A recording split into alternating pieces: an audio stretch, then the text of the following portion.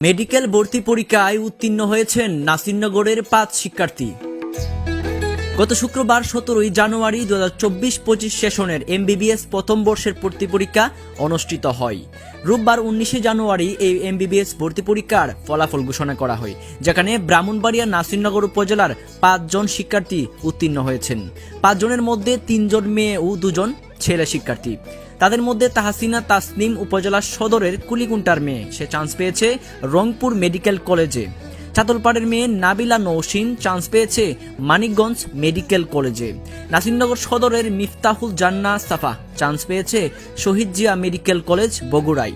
ফান্দক ইউনিয়নের আতুকুড়ার ছেলে মোহাম্মদ সামি চান্স পেয়েছে স্যার সলিমুল্লাহ মেডিকেল কলেজ ঢাকায়। দুর্গাপুরের ছেলে ডিপু চান্স পেয়েছে ঢাকা মেডিকেল কলেজে। তাদের এমন সাফল্যে তাদের পরিবার সহ স্কুল কলেজের শিক্ষকরা অনেক আনন্দিত এবং তাদের পরিবারের সদস্যরা তাদের আগামীর জন্য সকলের কাছে দোয়া চেয়েছেন। তোফাজ্জল মিয়া, বিএন নিউজ, নাসিরনগর।